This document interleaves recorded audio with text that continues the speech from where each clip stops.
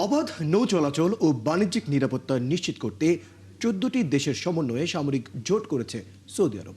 এতে বাংলাদেশের যোগ দেওয়াকে স্বাভাবিক বলে মনে করছে সরকার। আজ প্রধানমন্ত্রীর পররাষ্ট্র বিষয়ক উপদেষ্টা হুমায়ুন কবির বলেছেন, ওই জোটে গেলেও ইরানের সাথে সম্পর্ক খারাপ হবে না। অন্যদিকে একজন বিশ্লেষক মনে করেন, সংসদে আলোচনার মাধ্যমে এরকম সিদ্ধান্ত নেওয়া উচিত। সুফিয়ান ফারাবির প্রতিবেদন। লোহিত সাগর, মানদেব প্রণালী এবং এডেন উপসাগরে অবাধ নৌ চলাচল ও বাণিজ্যিক নিরাপত্তা নিশ্চিত করতে মাল্টিন্যাশনাল মেরিটাইম ডিফেন্স অ্যালায়েন্স নামের জোটে যোগ দিয়েছে বাংলাদেশ, যার উদ্যোক্তা সৌদি আরব। সামরিক এই জোটের প্রতিষ্ঠাকালীন লক্ষ্য হিসেবে বৈশ্বিক বাণিজ্য ও জ্বালানি সরবরাহের বিষয়টি সামনে রাখা হয়েছে। তবে ইরান বিরোধী হিসেবে এই জোটকে বিবেচনা করা হচ্ছে। এ বিষয়ে কথা বলেন প্রধানমন্ত্রীর পররাষ্ট্র বিষয়ক উপদেষ্টা হুমায়ুন কবির।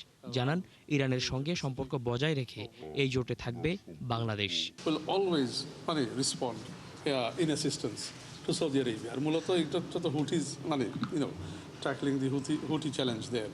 ওইদিকে আমরা ইরানের সাথে তো কথাবার্তা বলছি। So this is not something to necessary to strike out Iran in any way. এদিকে সাবেক রাষ্ট্রদূত মাহফুজুর রহমান মনে করেন, সামরিক জোটে যাওয়ার মতো সিদ্ধান্ত নেয়ার পূর্বে সংসদে আলোচনা হলে আরও বেশি গ্রহণযোগ্যতা পেত। ভবিষ্যৎ পৃথিবীর একটা বাস্তবতাকে সমীকরণের মধ্যে নিয়ে সৌদি আরবের অনুরোধ রাখছে। তো সেইটা কতটুকু আমাদের জন্য উপযোগী হবে না হবে, ওই যে আমি যেটা বললাম, সেটা নির্ভর করে যে আমরা যদি আমাদের জনগণ তাদেরকে এই সিদ্ধান্তের সঙ্গে এক কাতারে রাখতে পারি। সেই জন্যই এটা সংসদে আলোচিত হওয়া প্রয়োজন। তার মতে, এই পদক্ষেপের ফলে ভবিষ্যতে অনিচ্ছাকৃত সংঘাতে জড়ানোর সম্ভাবনাও রয়েছে। Of high importance and high value. Sufian Farabi, একাত্তর, ঢাকা।